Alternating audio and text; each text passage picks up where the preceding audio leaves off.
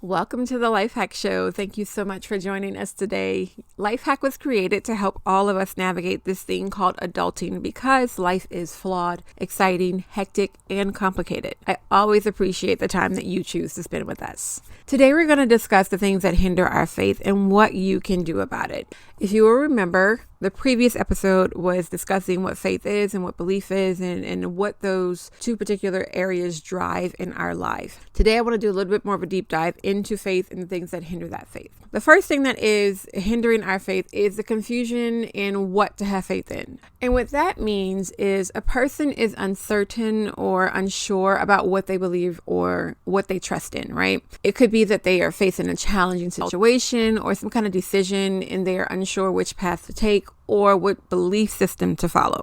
It might arise from a lack of information, could be conflicting beliefs, or a feeling of being overwhelmed by the options available to them at that time. It could also be due to a past experience that may have caused the loss of trust or shaken that person's faith in their beliefs. In such a situation, it can be helpful for you to reflect on your values, your goals, your priorities, and then to seek guidance and support from trusted sources. That could include seeking advice from friends or family if you know they're a trusted source. It could include counseling with a mentor or a professional counselor, or it could include exploring different belief systems and philosophies that might align better with what you're thinking right now. Ultimately, having faith is a personal decision, and it's important to find a belief system that resonates with your own beliefs, values, and experiences. The second thing that can hinder your faith is complaining. Now, complaining can hinder in several ways. First, it often comes from a negative mindset, and that can make it very difficult for you to see the positive aspects of a situation. That can lead to lack of trust in the higher power or in the universe or whatever you believe in a feeling of hopelessness and despair. Secondly, complaining can also create this kind of self-fulfilling prophecy. When we complain, we focus on the negative aspects of a situation, which can then reinforce our negative beliefs and expectations. That can make it difficult to see opportunities for growth and change, and that can lead to a lack of faith in our ability to actually overcome those challenges.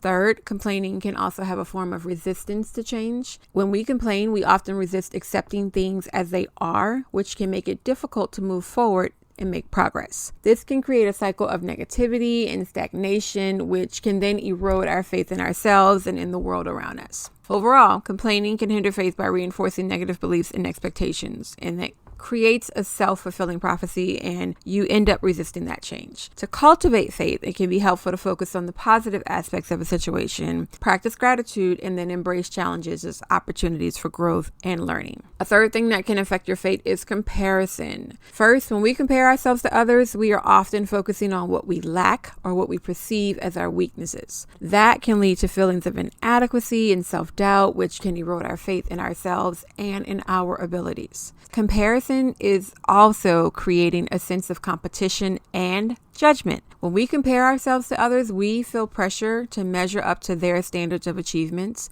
and that can lead to a sense of failure or disappointment, which can then make it difficult to maintain your faith in your own journey and your own progress. Comparison can distract us from our own goals and values. When we focus on what others are doing or achieving, we may lose sight of our own unique path and purpose. That can make it difficult to cultivate a sense of faith in ourselves and in our ability to create the life that we want. Overall, comparison can hinder faith by creating feelings of inadequacy and self-doubt. It fosters competition and judgment, and it distracts us from our own goals and values. To cultivate faith, it can help us to focus on our own progress and growth. You want to practice self-compassion, and you want to embrace your unique journey and purpose. This is important because faith is influential in our state of thought, and it's our thoughts that help us vibrate in a higher state. I want to encourage you to really begin to look into your thoughts and your thought patterns. If those thoughts are leaving you feeling stagnant and stuck and confused or just plain dissatisfied, then I really want you to analyze your faith system and if it's still serving your needs. If you need help in this area, I'd encourage you to look in a few places. Of course, I'm going to recommend therapy and/or counseling, But we also have an academy that takes a deeper dive into your belief systems and your thoughts. I'm going to encourage you to check that out, and you can use the link that's in the show notes if you want to do that. I do have to say it is not free, but it is the same price as a fancy coffee, and it's going to drastically help you improve your faith and your thoughts. If that's not in your budget and you're not ready to make that commitment, we do have free offers that are available to you. They're very in-depth. They're not just like a quick little checklist or anything like that. There's also the link in the notes for you to go ahead and click to the freebies, because I want you to be able to partake in something that helps you immediately. I hope this helps. I love you, and I will talk to you later. Bye-bye. Welcome to the Life Hack Show.